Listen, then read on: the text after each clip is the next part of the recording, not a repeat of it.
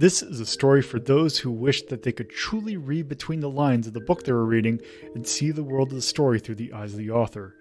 For those who wish that they could make nonfiction from fiction. For those who wish that dreams were true. This is a story of a group of wayward friends who came together from the far reaches of two worlds to come together and to help make dreams reality. This is Hazeltown Story. Hello and welcome to our first episode of Hazeltown Story. So this is something that I've actually been wanting to do for quite some time. You see, this is going to be a show that actually fulfills a whole lot of things for me personally. I don't know if it's become apparent through my various other things, but I tend to be, at least I like to consider myself, a somewhat creative person. I usually like to, anything that I've done through my streams, I've always done, basically I've drawn by hand. And also I like creating things. And this actually lets me actually make something sort of creative and not just do something like, say, stream a video game or something. Also, by the way, these intros are going to be very off the cuff because this little intro bit's going to be more of a personal tie to whatever we're doing. So let me actually give you an introduction of what Hazeltown Story is. It's an actual paid podcast. And I know there's a ton of these on the internet now. And this is just going to be another one. But hopefully I can at least do something that is, I don't want to say more creative, but something that it's my little slice of the internet. So I guess I just want something to kind of let me, be a little bit more creative. And actually, that's another thing that I want to do that kind of made this happen. Is I've always wanted to I've been fascinated by tabletop games, but I've always ever just played them. The idea of creating a world for a tabletop game always fascinated me, so I wanted to do it. Unfortunately, that means I've never actually GM'd before, and this here is actually also going to serve as kind of a little diary for me on kind of a GMing experience and also creating a world and how kind of that, like, the kind of the problems that I had. So I'm trying to keep these little intros a lot more like, I'd say I'm trying to make these a little bit more edited, but this part will not be. I'm going to try not to edit it because these are going to be a lot more, I guess, personal.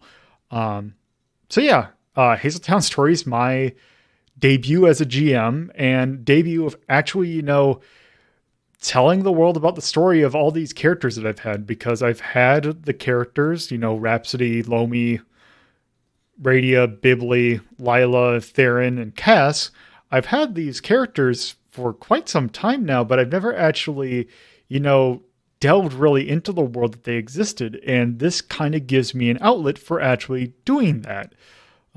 Gives me a chance to actually, try and make a narrative world, which is something that I've always found fascinating, but I've never really been the kind of person to just sit down and type out a story. And I feel like this is kind of more of a way of me being able to more actively do that.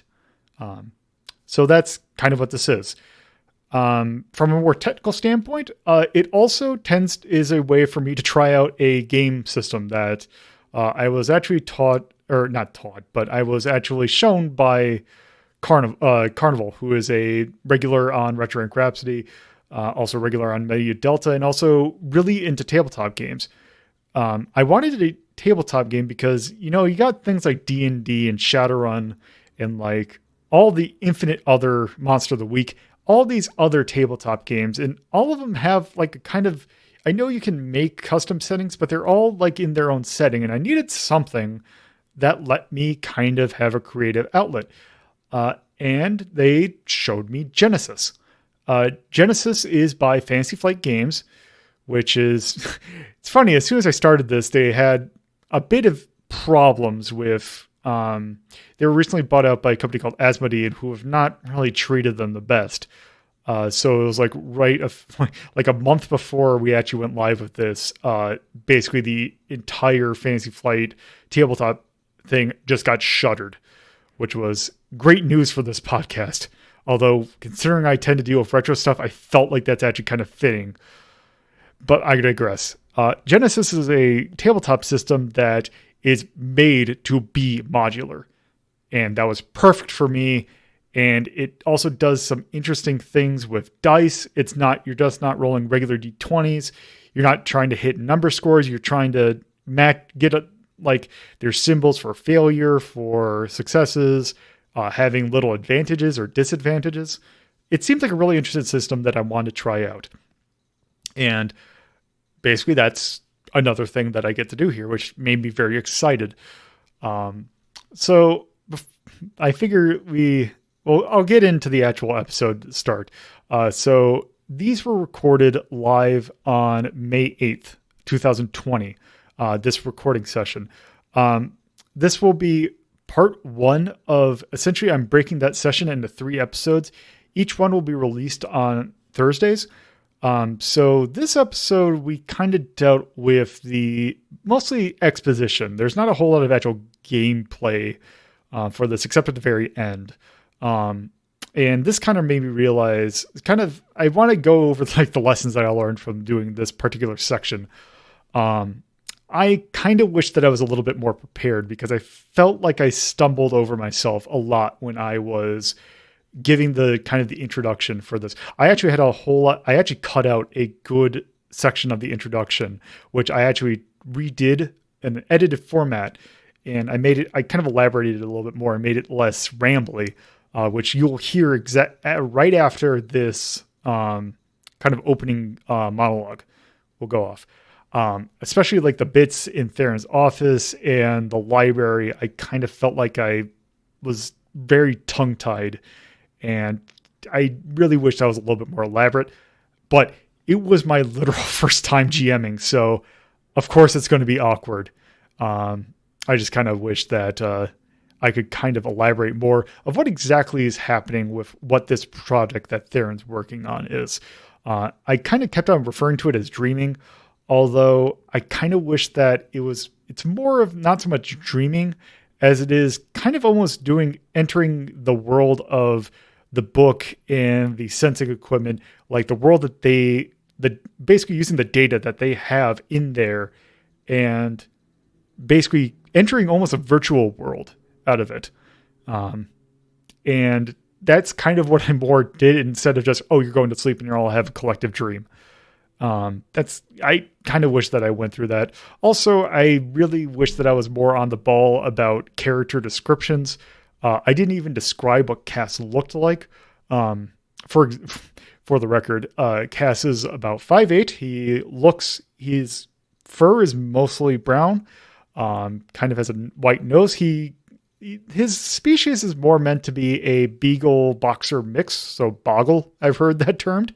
With kind of brown, short, scraggly hair and very slim, but toned body.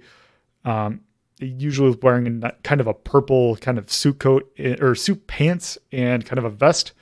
I guess that's kind of what he was wearing in Theron's office, but kind of didn't elaborate that. And I kind of wish that I kind of was more on the ball about that. So yeah, if there's anything that I learned about that is I really need to get the actual descriptions of things that you can't see, because I'm viewing it in my head, but you can't, the viewer, like the player isn't knowing they're not in my head. So I need to be more on kind of descriptive on that. So that's one takeaway that I have from that. Other than that, I felt like I kind of was pretty prepared. I had a rough draft of what exactly I wanted to do with this, but yeah, that's kind of my thoughts on this first little bit. One thing I will note about this is I'm kind of in my head trying to plan about how I'm editing. I'm trying to be more like, I don't know what the word, not judicious with my editing, but more, I'm trying to make it a little bit more cleaner and a little bit more professional sounding. And actually one thing I want to do is use effects later on. and also like use like background music. Cause I know I've listened to a few number of tabletop podcasts. And I know that some use music, some don't. I'm still mixed on what exactly I want to do with this. I have it. I definitely know that I'm not going to be using like stuff from games that I've normally done on things like Media Delta and even Retro and Grapsody at some point. I do have access to a pretty large royalty-free library of music, which I do plan on using. And in fact, the music that I've used in this episode comes from that, and also the intro. So I'm still torn on whether or not I want to do intro stuff. Or not intro stuff, more music in thing. Also editing like voice effects, like Bibli will make an appearance here. I'm debating about whether or not I want to make her have a voice effect whenever she is speaking. I feel like that might be a bit much, and we can probably do that later on. Once this becomes more established and once I get more actually used to, editing the podcast as a whole. Which actually, speaking of that, that's another thing that I really wish that I kind of was better on. I felt like I was okay, but one thing I do want to focus on is actually getting the characterization of all the characters in there, because they all have their own personalities. And I just I feel like I need to be better about actually, emoting them in their own personalities. I feel like I was a little bit weak, but that'll grow. I mean, I know that this is new to me. So I have to actually, run on that. And hopefully as I do more of these, it'll get better. But yeah, that's where we are now. I think I've talked quite a bit enough about what's going on. Definitely the thing that I should mention right off the bat is the players. So with us, we have Carnival, as I mentioned earlier, playing Elmis Graner, who is kind of a hacker person, I guess. I'll have they describe their characters at the intro, so I'll actually let them do that. You also have Deathmaster 780, who is playing Nelos Masters, and you have TorpidTypist, who is playing Iravia. I kept on pronouncing her name wrong throughout the entire thing, and I really hope I just did. But yeah, those are the players for this. I'll have I'll list the name, like I'll give you if you want to really look at who's playing, and also what the kind of, you're hearing me say it, but you don't see it written, look at the description for this. Also, I'm going to try and hopefully timestamp this, but we'll see about that. So yeah, that's enough of the intro. Yeah. Now, before we get into the actual recording of the session, I have another intro that tells about the world of Hazeltown and its kind of surroundings. I really need to think of a collective name other than the Hazeltown universe, because it's more than just Hazeltown. But that's for later. Right now, here's the introduction to what the world that Hazeltown resides in is like. The world that Hazeltown resides in is much like ours, but not quite. Hazeltown is in a galaxy that's called the Milky Way, very similar to our own galaxy, with one key exception. Instead of Earth, there exist twin planets, called Romulus and Remus. The rest of the planets in the Milky Way are still there, as they are named here, but whether or not they are actually the same is for another time. Both Romulus and Remus contain human life, but all the humans on each planet differentiate vastly from each other. What constitutes as our humans mostly resides on Romulus and come in three main varieties based on a relatively simple thing. Some have pointy ears, some have rounded ears. Some have cat-like eyes, tails, and noticeably more hair, and also pointy ears. Other races that exist on Romulus include dragon folk of various types, therianthropes of different types, and a handful of other fantastical races that live in small protected colonies that somehow still manage to be shielded from the masses. Many of the countries from our world have analogs that exist on Romulus, with some new ones thrown in there as well. The humanity that is native to Remus, however, is for the most part animal-like. Rabbit folk, dog folk, lynx folk, chinchilla folk, and many others exist on this planet. If it's a mammal that's not too obscure, it's likely to have a population somewhere on the planet. There are also small human populations around the planet, but nowhere near as populous as Romulus, and are likely expats from there as well. The countries that exist on this planet are almost entirely unique from our world. There are some that have loose analogs, but no explicit ties, with some key exceptions. There's one race that, however, has native populations on both planets, the Locusts. The Locusts are a race that exhibits elements of various different animals, but still appear somewhat human. While other races have a percentage of their population that can use magical powers, 100% of Locusts can use magical powers. The Locusts were among the first created societies on their planets, and have the ability to communicate with each other from across the planets. With these features, they feel as they are the guardians of the planet and seek to be a unifying party between the societies of the planets. Part of their origin stories includes a somewhat religious message from what seems to be another time, to not be a dominating empire over other countries, and to protect the sanctity of these cultures. While the Locusts do avoid directly intervening with other countries' politics, they do tend to observe through the use of shapeshifting and espionage through their notorious Losha agency.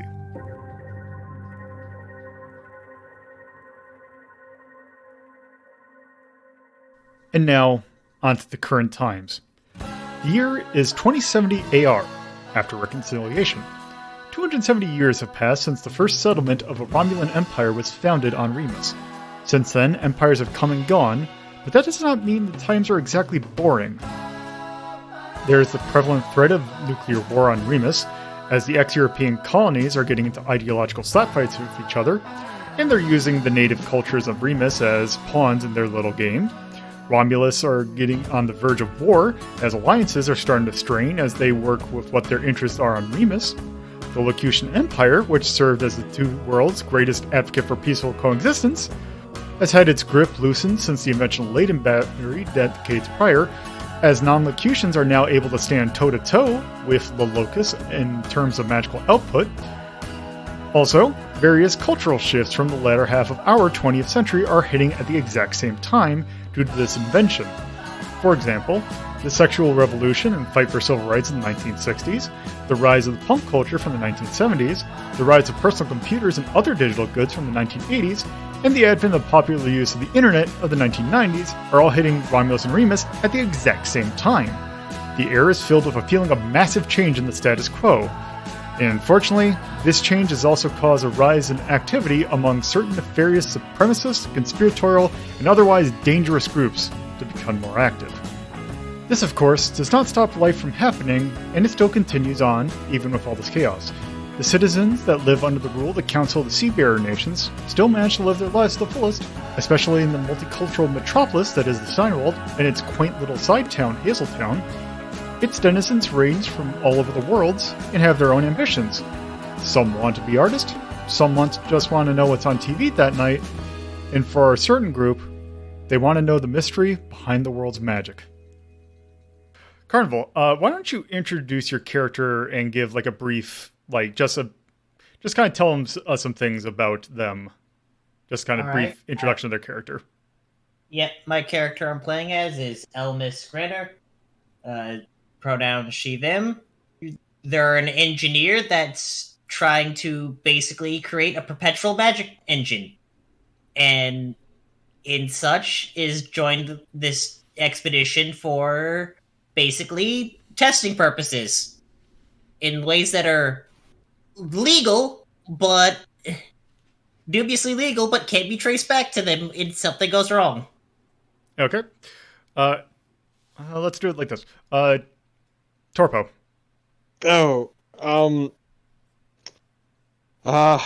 My character's Iravia. She's a biker who likes two things: beating the shit out of people and her hog.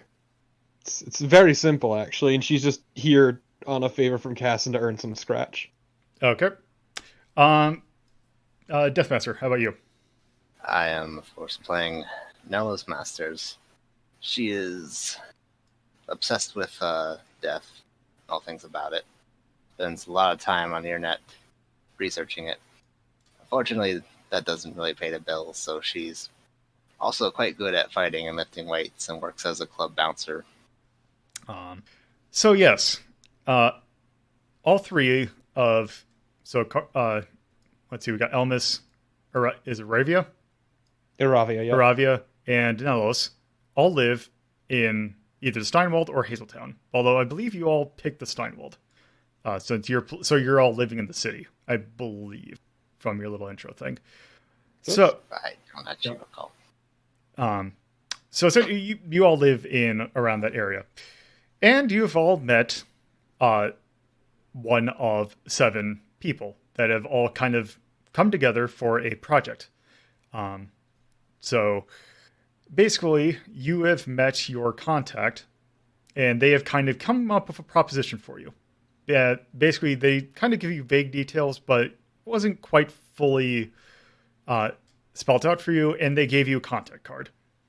You were to contact one Theron Pendragon, and they gave you basically a location of his office and told you, why don't you meet him at a certain time? Basically, that is kind of where you all meet up. You are all meeting up at his office. Basically, his office resides in he lives in his area is kind of a historical district, basically where, since the Steinwald's kind of a cultural center where a lot of people have immigrated, because basically either they tried to go to America and basically saw that wasn't working out for them and just kind of left, or they just decided to immigrate there. Basically, the Steinwald has a major cultural center that has a lot of different, basically, it's like a hodgepodge of kind of different cultures.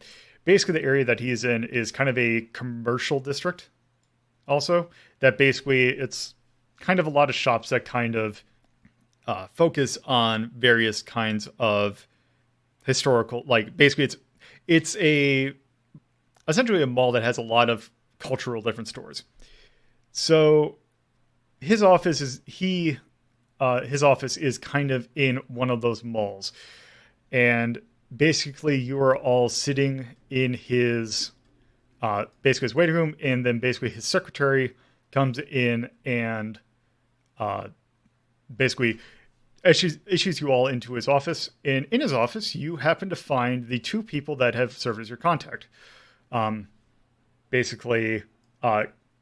Elmis and Nelos, you see Radia Scheherazade, sitting basically in a chair to the side, kind of fidgeting with kind of her watch. And Iravia, you see Cass also sitting to the side. So there are 3 chairs kind of sitting in the middle, and you all take a seat. And basically, with that, you see Theron sitting in the center. Theron is a very large man. He is about 6'6", and he is, by kind of looking at him, you see that he is it looks human, although not quite. His face resembles that of a human, but you see that he has, his skin's blue, just right off the bat, and you see green scaly patterns on right just below his eyes and on his chin. And also he has very flowing indigo colored hair and a very large smile. So he comes and basically kind of points you down to the chairs and says, "Hello, I suppose these 2 have told you about me. My name's Theron, and I have a proposition for you. I know this is kind of quick, but I have a question for you. If I say the word scrying, what exactly does that mean to you?" Elmis raises their hand and says, "An illegal surveillance that our government is doing on all of us for the past 30 years. Theron kind of lifts his eyebrow and is like, "Close, but not quite. At least not in this case. Well, maybe." It just sounds like nerd shit to me. And basically, Theron kind of looks at Iravia and is like, "Yeah, kind of, in a way. But let me tell you something that's might be somewhat interesting." And he pulls out a book, and it just looks like a normal book, and he kind of opens it to you and kind of slides it to you, and you take a look at the book, and really you don't see much of anything about it. And it basically says, Does this just look like a book to you?" Yeah, that's what books look like. You have something else you're going to go on about. Otherwise, you wouldn't be doing this bit. So You catch on quick. Let me just cut to the chase. And basically, he rubs his hands. He kind of rubs his hands on the lines. And as you see it, the ink kind of starts to glow. And then basically, you can tell that the book is starting to actually, basically the book just basically, all the lines on it just start to glow very brightly. It starts to emit a kind of, like the text starts to emit a greenish purplish kind of going in between each other tone that is very bright and almost starts to come from the book itself. He says, "This book is what's called manuscripted. That means that whoever wrote this book did so and put, I know, like, I'm an author myself.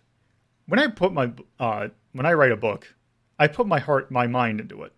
These people actually do that. This book, in this text, has the thoughts and feelings of the person who wrote it. And those feelings get put into that book. It's stored in this book. Now, the thing about that is that while that is interesting, there are some that have been able to kind of focus their energy onto these. And if you have enough, if you're one of those wizards who spend 8 years trying to, in some mountain somewhere, trying to basically try and unlock their maximum magical potential, they can actually take this book and kind of get a mental vision. They can close their eyes and actually picture the environment in which the writer was writing. Now, the thing about that is you can chain these books. Like, the thing is, like, this book has subject matter on one subject, but many books have been manuscripted, not just this one book. And the thing is, if you put multiple books together, you could probably walk through someone's vision of this. And this not includes just the vision of the writer. It's what they experienced as they were writing this. This is an account of someone's travels through basically their look through the Rocky Mountains. If you go through this book, you can see their entire vision, but it is very draining. The thing about this is that thanks to the technical genius of Radio over here, Radio, by the way, is pretty tall. She's about 6'2". Would look like a normal human, except for a few key things. One, her arms and legs appear to be that of some creature, mostly looking, if you're looking somewhat similar to a bear, for example, and almost like a bear-cat hybrid, almost, in a way. And also she has a very long flowing tail, kind of like a fox. And she has also very prolonged ears to the side. Like, she would look like a normal pointed-eared human, except for the fact that her ears are almost goat-like in a sense and kind of stick out to the side quite a bit.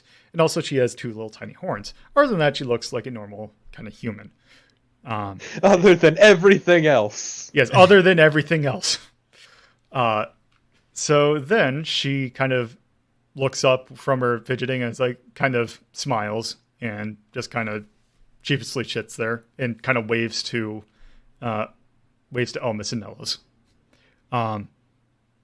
Theron, it basically kind of goes back and says, "I'm just going to cut to the chase. I have a proposition for you.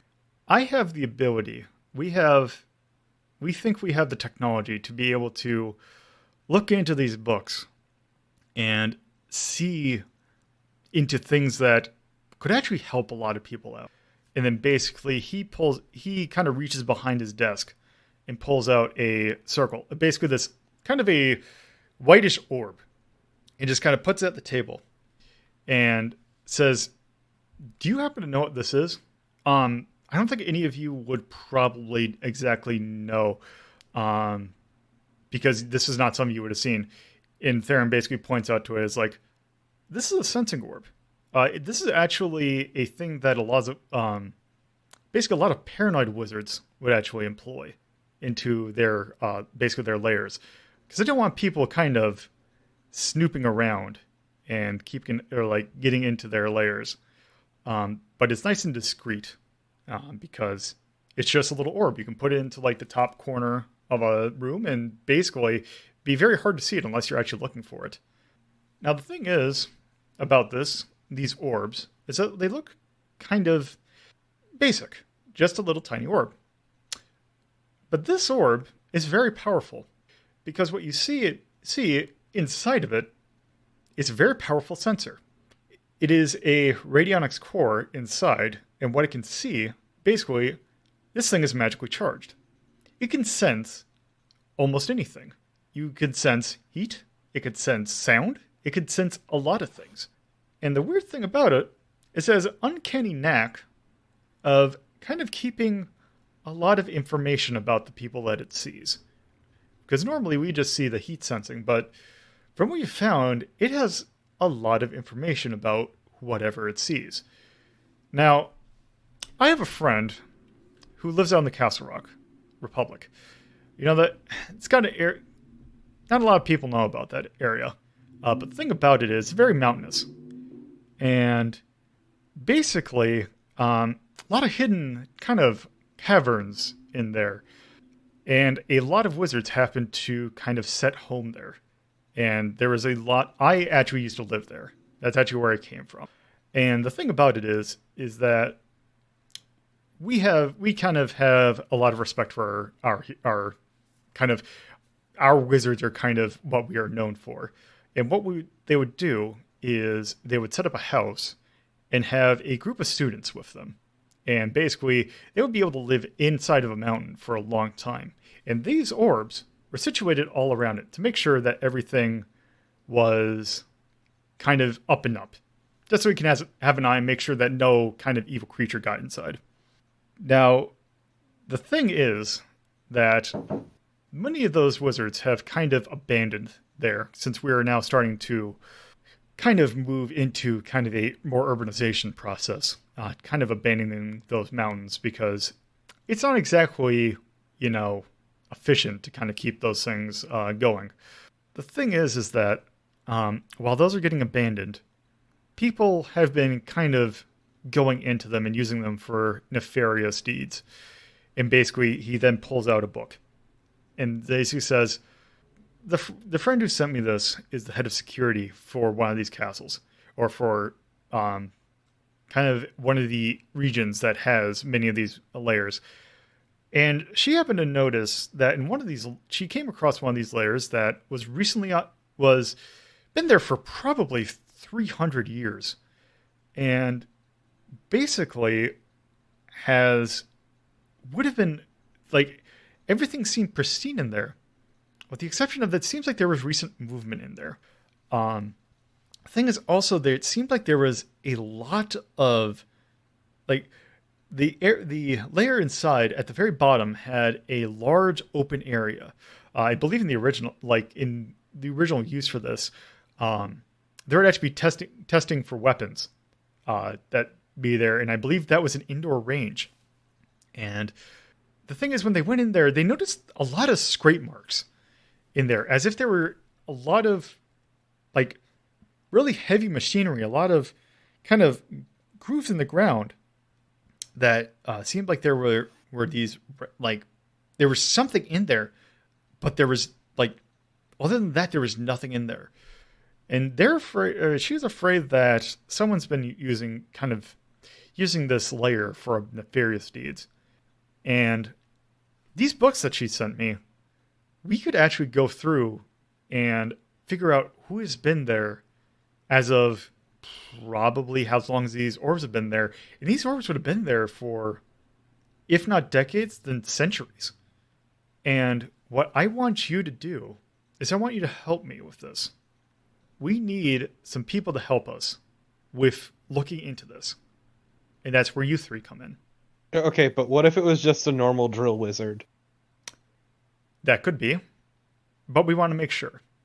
And just to kind of prove my basically, just to kind of prove that I'm not doing this as a joke and kind of give you a little bit of incentive, if you do this for us, and we might have future jobs in the future, as I say future twice, I'm willing to give each of you 300 credits for this. On a side note, that's basically around $219.70. So that is a fair amount of money. So, are you in? Oh, of course. If you paid it that much. I mean, it beats construction. Yeah, he basically turns to Nelos. Yeah, Nelos has just been sitting here looking bored. And she just kind of gives a sure whatever gesture. Perfect. All right. Well, here's what I want you to do.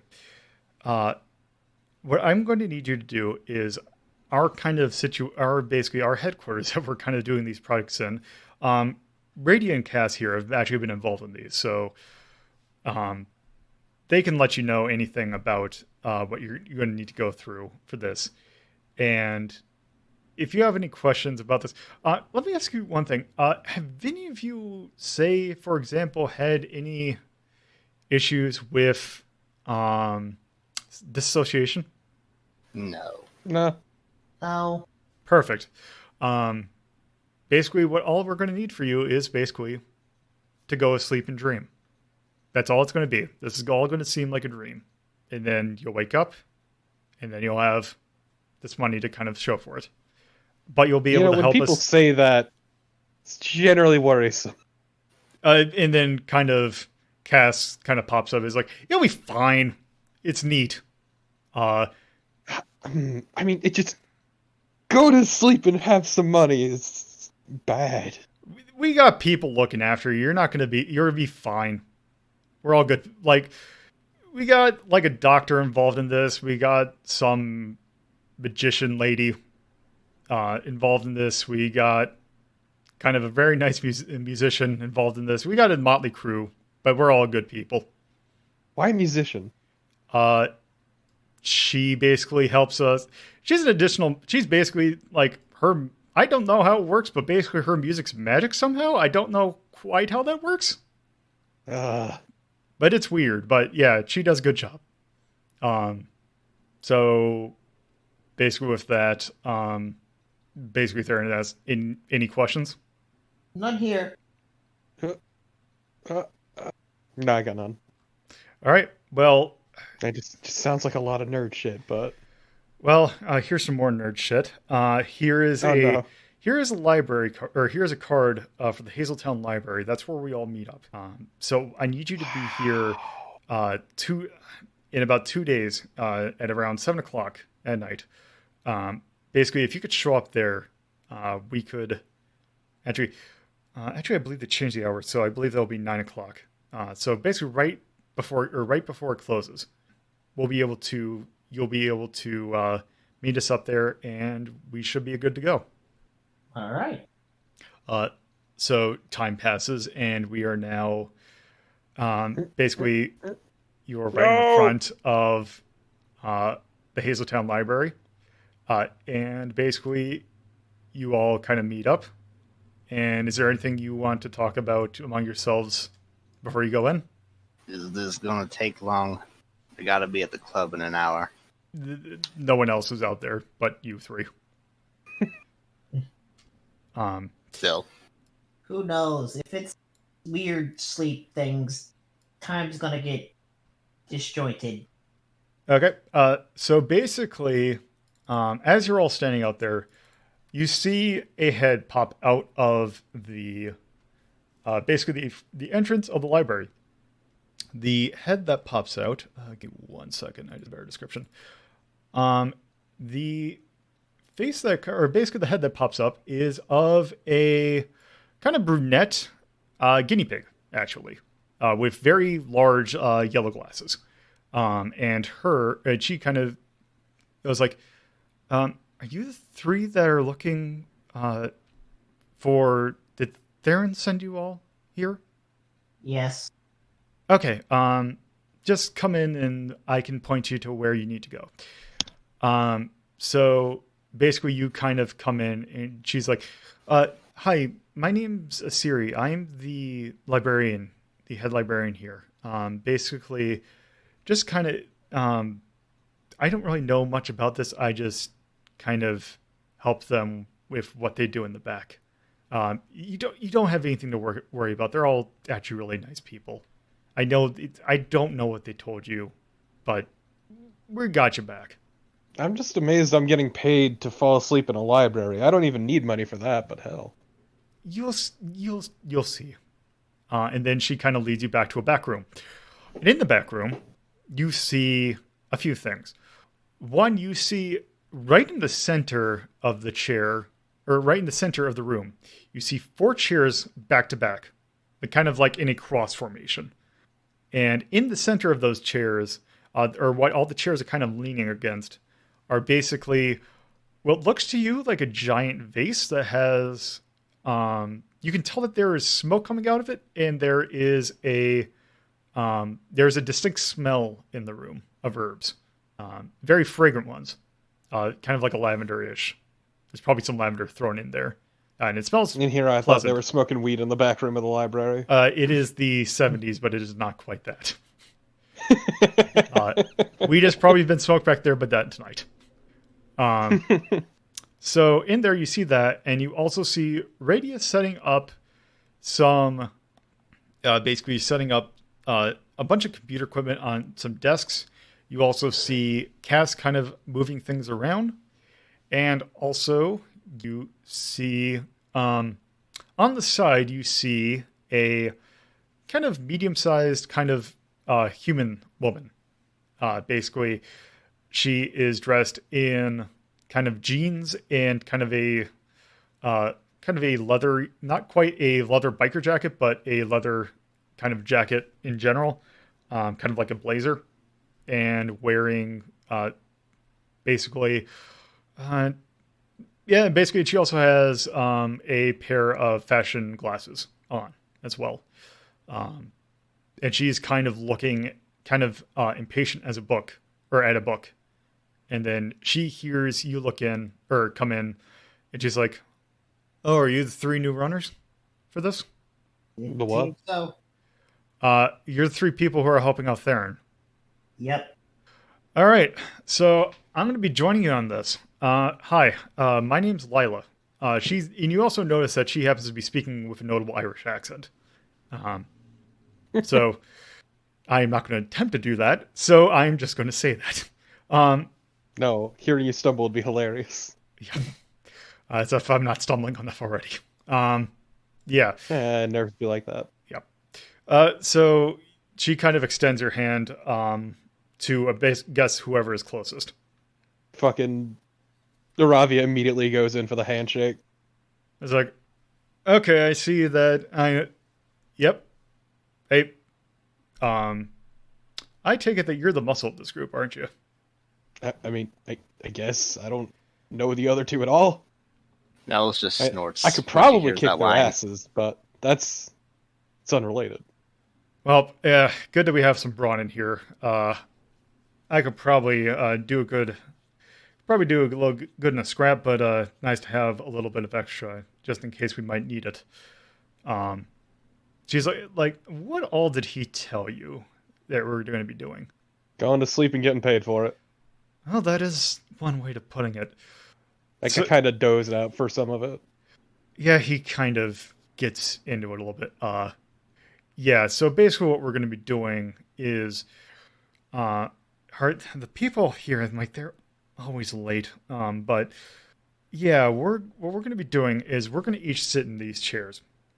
And basically what we do is we have, I guess they call her a bard or something like that. That's what I guess she named her, said her title was. She's got this magic that puts you to sleep and puts you in a nice little trance. And then we got a couple friends here that are going to be able to use that trance to kind of almost teleport you to a dream. It's kind of interesting, but it doesn't hurt.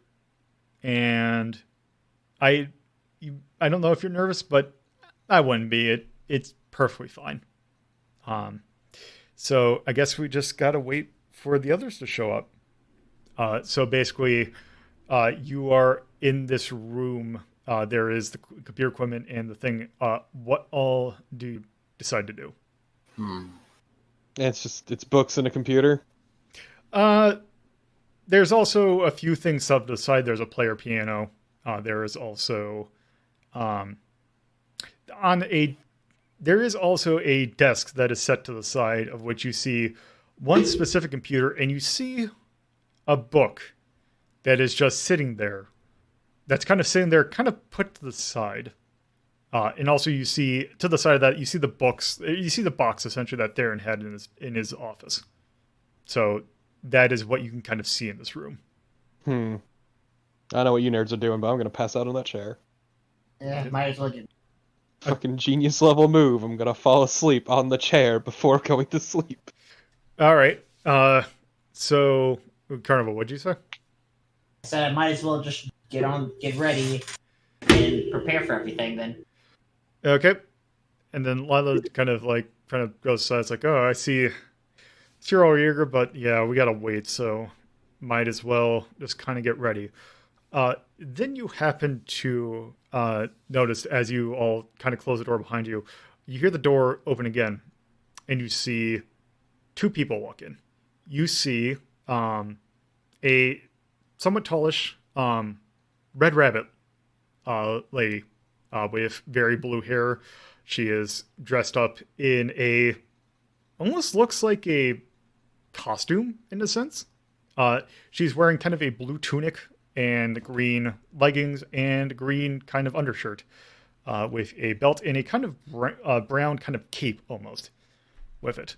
And she is talking with the person that she's walking in with, who is dressed in a kind of black, kind of normal office pants and basically a kind of a yellow button-up shirt that's kind of just hanging over there.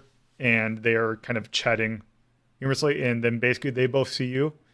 And the woman kind of looks at you as like, oh, are you the new people here? And she kind of extends her hand, and then basically says, "Hi, my name's Rhapsody." And Iravia once again goes in for the handshake. It's like, yes, I see you were very eager for this. You look ridiculous. It helps with my music. You look ridiculous. And then the partner behind her is like, yeah, I don't know why you need to dress up in all this. We can just, like, you have a lot of other nice outfits. Why do you have to go and do your costume thing? And she kind of, so it's like, well, it helps me get in the mood for it. And her partner just kind of shrugs. Her partner is much shorter than her. Actually, very short. Only because, Elmis, you said your character is 5 foot even? 5 foot even, yeah, yes. He's only a few inches higher than you are. So, and then he is a very bright, if you were to just take a casual look at him, you might say that he looks like a mouse, but not quite. He has very kind of somewhat enlarged ears. His fur is mostly bright blue, but except for his arms, which have been extended, which going kind of from the forearm on are somewhat gray, and you can also see there's 3 white stripes kind of going on his head. And he's kind of standing there a little bit, somewhat awkwardly, and just saying, "Oh, hi. I'm the person that's going to be keeping you alive." I'm sorry, what? Don't worry about it. No, you don't say that. Sorry, I just kind of follow up. Sorry, it just kind of. I am basically making sure that you're all. He basically starts to stammer over his words. I was like, let me introduce myself. My name's Dr. Lomi Loizel. I am basically here to make sure that you're all nice and healthy throughout this. I am a natural doctor. He kind of he kind of has a bag with him, and he kind of shows his card. He's like, here's my certification. I work at St. Michael's Hospital in the Steinwald. So you should, like, this isn't I know how backwards this looks. It is backwards, but we mean well. And we are all pretty good at what we do. So, Yeah, and he just kind of retracts it and just kind of, I'm going to go stand over here in the corner. So, yeah, that happens. And then basically Rhapsody kind of it goes like, do we have any sign of Henry yet? And then basically it's like, no, he hasn't shown up yet. I think Theron might bring him in. And then, almost as if on cue, you see Theron emerge. With also behind him, you see a rather kind of normal looking, like he is basically, if you were to kind of define the most average looking human, basically that is him. He John is, Q. Everyman. yes, he is he looks like he works in accounting, is from what he looks like. He is wearing a rather basic kind of overcoat and pants with a bowler hat, of which he immediately puts on the table as he walks in. And basically, Theron kind of acknowledges, like, oh, I see that you've made it. We should have everyone in. So, yeah, could you all sit down in the... could you all take a seat in the center? All right. Theron gets behind the desk and basically with the book and the computer, and he's like, okay, I hope you all have met. So what all I need you to do is Radio here is going to basically, and you see Radio now start to bring out essentially 3 kind of almost TR looking, kind of almost like headbands, like basically the kind of the U shape kind of thing. It's just like, and you can see in the kind of the center of the headband, you can see a little tiny crystal. And basically she kind of walks over to you, and you see that there's 4 of them. And Radio's like, can you please put all these on? Just put them kind of on your head. All right. Okay. Nelos glares at the thing, then snatches it out of her hand, then disappears her arms and her head into her giant jacket. And when she comes back out, she has the tiara on. Okay. And then Lyla also basically takes it and just kind of sits down. And she's like, and Lila's basically it's like, so they haven't met 2 of the people that we kind of need for this. And Theron's like, well, let's get them situated before we have to bring out the others. So, and then Henry is standing there, is like, hi, my name's Henry. I am going to actually be helping out our main magician with this. And Theron is like, oh, yes, we haven't introduced her yet. And then you notice that the book starts to jiggle a little bit. And you just hear a voice saying, yeah, you haven't introduced me yet. You know, it's kind of rude. And you can't quite tell where the voice came from. You guys got a talking book. Awesome. When do we get to sleep? That'll be just a little bit. So here's the thing. Yes, we're going to be putting you to sleep. But the thing is, while you're sleeping, you're going to be taking part in a dream that we are going to help you guide through. You're going to be going through the mountains that I told you about. And basically, we don't know exactly what we're going to be coming across, but hopefully your skills are going to be able to kind of help us out. So, yeah, in order to kind of put you in this trance, Rhapsody here will help kind of put you into an alert, kind of put you into a very restful sleep. And then, which will open up your mind a little bit. That allows us to kind of help guide you through this journey that we're all going to be taking. Finally, it's time for prog rock. So, Henry here is going to help you and basically be your main guide throughout this. But also, the main one that's going to be driving this is our friend here. He kind of starts to takes the book. He's like, all right, I guess it's no time like the present. And basically, he opens the book, and then almost immediately from it, you just see two hands in a head kind of appear from the pages of the book. And you see that she has kind of a bemused look on her face. Basically, it is that of basically another human. You can see her long green hair kind of covers up most of her face, or like half of her face. And the thing is, her eyes are very kind of bluish. Like her eyes are kind of cyan, but like the actual iris is like a darker blue. And she just kind of stares at you. It's like, kind of just takes a look at the three of you. Is like, so here's what we got to work with, huh? No professionals, just these folk. It's been a while since I last saw a book this cursed. And she just kind of, the lady in the book just kind of stares at you and is like, all right. So yeah, my name is Bibley. That's not the name I was like born with. That's the name I'm fine with right now. I'm basically going to be the one that's guiding you through this. With the help of this nerd behind me, pointing to Henry. And he's like, and then Henry just kind of stands there. Is like, yes, I am going to be helping you with that. So now the thing is, though, I am going to need, basically.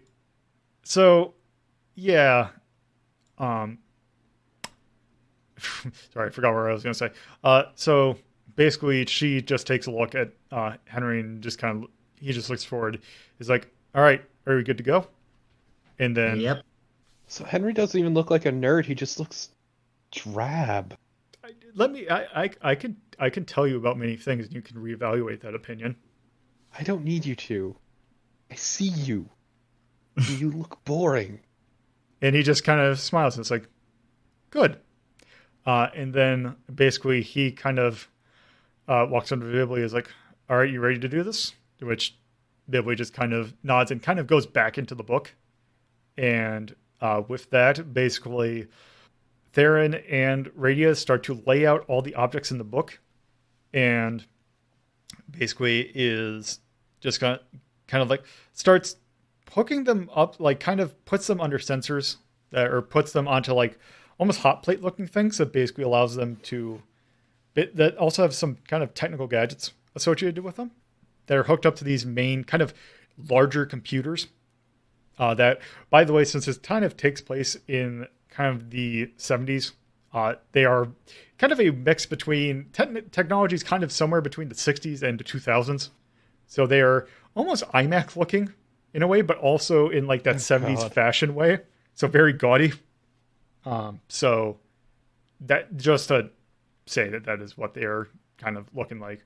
Then, as you're doing that, and then basically is like, you just sit there for a moment while we set this up. And they actually set it up.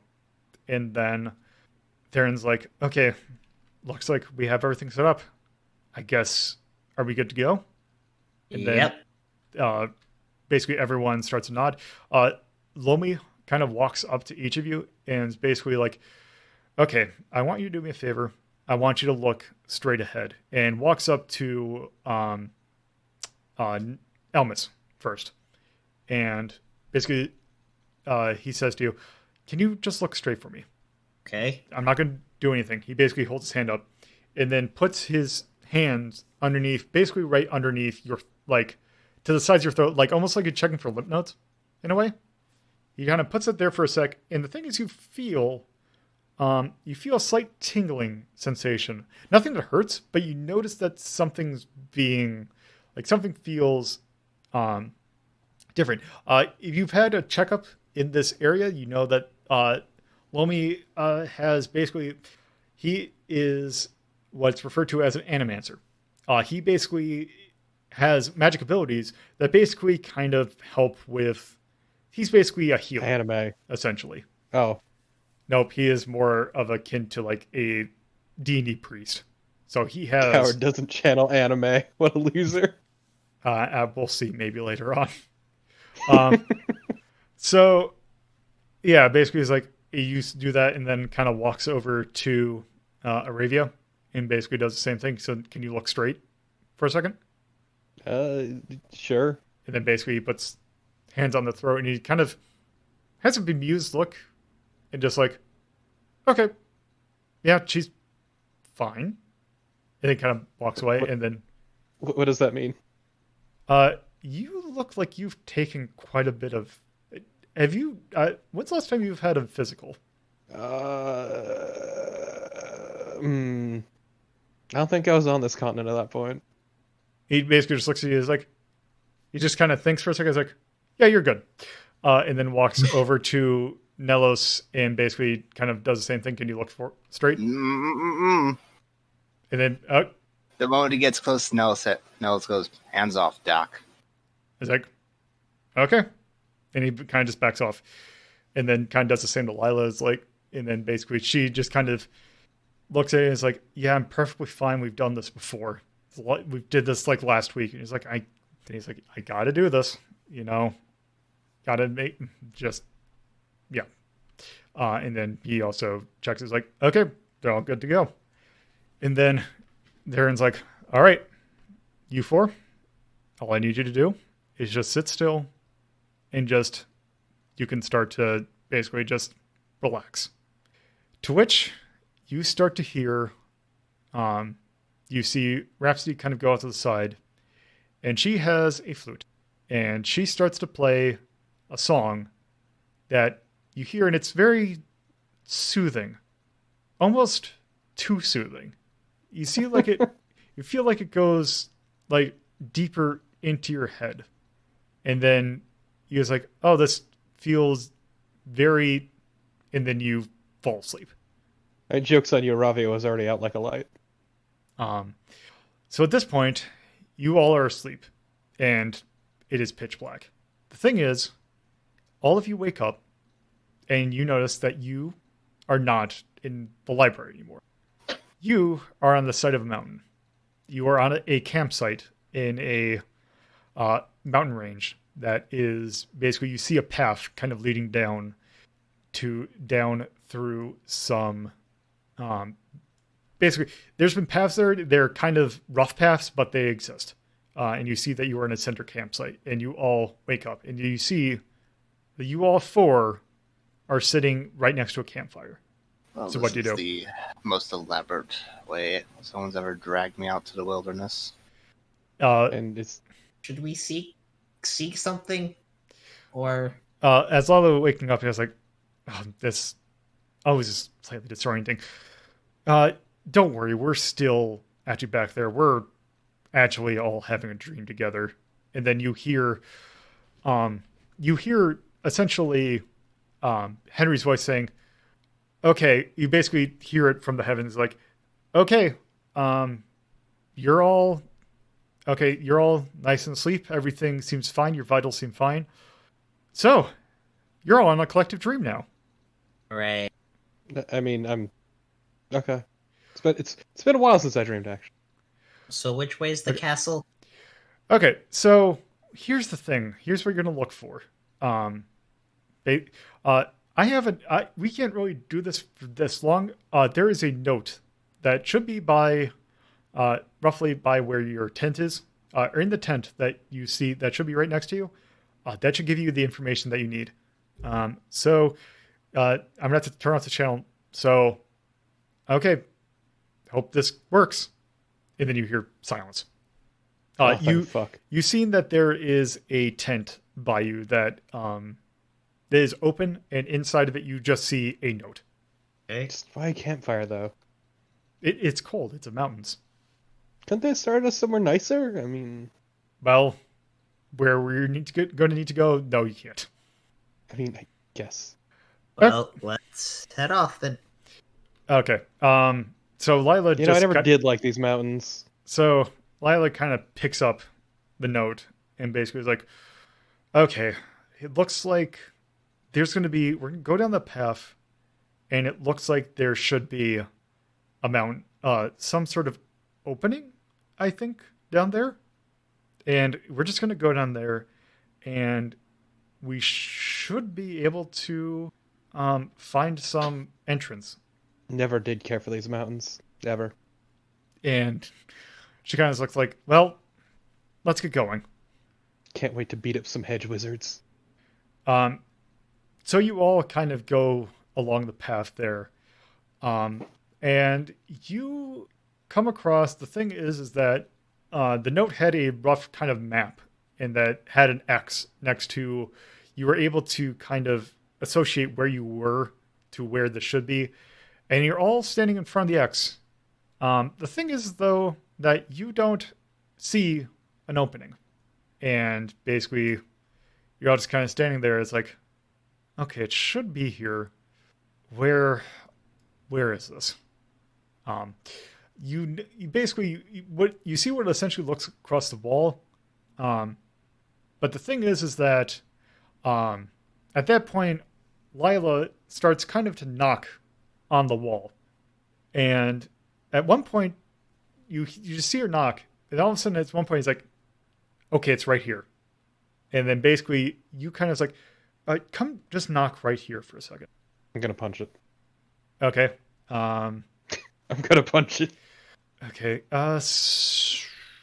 You know what? I'm just going to do this. You punch it. The thing is, though, is that it doesn't feel like you're hitting like wall. It doesn't even feel like you're hitting anything hard. Your fist just kind of stops, as if it's like something's pushing it back. Call that a punch. Okay, you know what? You punch it. You punch the wizard shit. I will. Okay, you punch it and you feel the same thing. Lyla's just kind of sitting there. I was like, okay, where is it? So, what I want you to do is I need someone to make a perception check. Oh, that's unfortunate. Actually, wait, no, mine's actually decent. Fuck. Yeah, you're fine. Is vigilant. So this is going to be a simple perception check. So let's see, what is your perception? Yeah, I got plenty. I've got a yellow and 2 green. Yellow 2 green? That's slightly better than mine. Okay. So Elmis, you can basically just do a simple no difficulty. So yes, you were going to roll 2 of the green and 1 of the yellow. And just roll it kind of in the center area. Yeah, it's heavy. Yep, are we having technical issues? Seems fine to me. Okay, you're rolling. And you succeed. Okay. So yeah, you have 4 successes. Whatever. So you kind of notice something interesting. You just kind of look at the ground, and you notice that there is essentially there is a little tiny box. That, as you succeeded, you see that the box is there, and you assume, or basically, yeah, there is a box that should not be there, and seems to be emanating something. It is slightly humming. Okay, guys, we've got a vibrating box. You gotta kick the box. Okay. You don't know where it is. Well, no, Carnival just mentioned it. Yeah. Yeah, Carnival pointed it out. And it's like, and then like I was like, okay, yeah, there must be the whatever is causing this wall to appear. So say, do we want to just actually just kick it down, or do we want to just kind of find a way to deactivate it? I want to kick the box. All right. I guess you know what? Make a simple brawl check. So you're rolling 2 yellows and a green. That is 4 successes and 1 advantage. So you punt it off the wall. You punt it, essentially, and it breaks. And it falls off the wall. And it does so in a way that basically it turns it off without a noise. So you're basically, the wall that you punched earlier is now no longer there. As you can see, you can walk straight in to this cavern, it looks like. Wizards ain't got shit on this. Okay. Just Iravia does a quick little flex. What Lyla just kind of looks and it's like, just kind of gives a, uh-huh. And then basically, all right, should we walk in? Basically kind of gesturing into the cavern. It's like, all right, shall we go? I mean, you can lead on. Sure. It's fine. Yeah, no, you first. Okay. So I don't know where to go. I'm stupid. All right. So Lyla starts walking into basically the cavern, and you see that there are basically there are lanterns on the side leading this cavern, and you notice that there's a staircase going down. So you go down the staircase up until you come across a room. Inside this room, it's very elaborate. It is a very nice kind of stony architecture inside, very brick looking, with lanterns with basically lanterns kind of strewn about. You kind of walk in, and it is a relatively squarish looking room. You see kind of a door to your north, a door to your to the left of you, and a small closet to the right. Like a small walk-in closet. I mean, Shorty should probably take the closet. Which one are you talking to? Who's the shortest? I believe I think Elmis. Elmis is. Then Was it- Elmis. I was gonna say because Nelos, you're 5'2", I think. Not much taller. But still taller. Yeah, Elmis is 5 foot, so sure. At some point, we should describe our characters since you've been describing all of yours. Yeah, actually, at some point we probably should. Actually, do you just want to go ahead and do that now? Sure. Elmis, how about we start with you? Elmis is 5 foot even, as we mentioned. Rail thin, golden red pompadour, and full body tattoos. Yep. So you are also, I believe you put down that you are a dragonkin. Yes, as well. So let me just go here, just a brief description of what dragonkins look like. So basically they are, as this is kind of in general, their heads are normal. They are shaped like human with, they do have pointed ears. Their eyes are cat-like, and they do have fang-like canines. They have monkey-like tails, like longish tails, and they have chimpanzee kind of feet, so they have like the opposable toes.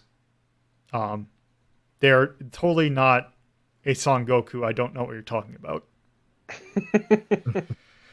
Original character, don't steal.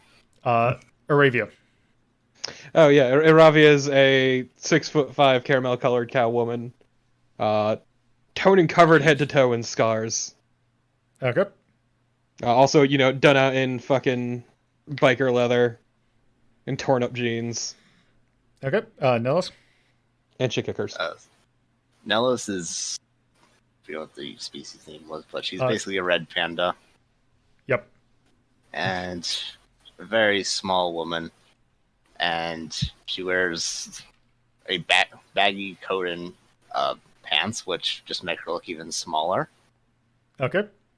And yeah, that's about it, actually. Okay. So, let's see. Elmis, you're going to go take a look at the closet? Sure, why not? Another perception roll? Or... No, I'm really only going to make you a roll if there's anything that could come out of failure, or if or just for giggle. Basically, you go in there and you see that there is an area to basically hang up a lot of coats. The thing is, you only see around, you see about 4 of them. You see 4 kind of coats. They are all essentially the same type. They are all basically brown leather basically brown kind of cloth trench coats. All same size, same make, like the same kind of, the characters who have the identical, just the whole wardrobe filled with the same thing forever. They are very much of the same shape. Basically, from what you can tell, they are roughly 3 of them are of roughly the same size. One of them is noticeably smaller. Maybe not noticeably. You could tell that the one is a size or 2 smaller. Okay. Found the home of the Flashers Guild. Yeah, I was gonna say, this is the home of a bunch of perverts. Yes. From what you can tell, they are of, you would say, around average size, with maybe being slightly larger. Okay, this is definitely home of a bunch of perverts. Thank you for listening to Hazeltown Story. If you'd like to get updates on this show and many other shows hosted by me, LoloDePuzlo, you can follow at Hazeltown Story on Twitter, and if you would like to get to know me more from a personal standpoint, you can follow my personal Twitter at LoloDePuzlo. If you would like to watch this be recorded live, you can go to twitch.tv/LoloDePuzlo and follow the channel for notifications of when this show, as well as other shows like Retro Rank Rhapsody, are being recorded. If you would like to add this podcast to your podcatcher of choice, you can search for WLDP Hazeltown Radio and find us on most major podcatching search engines. Or you can manually add rss.hazeltown.life to your podcatcher. Thank you for listening, and I hope you come around for the next episode.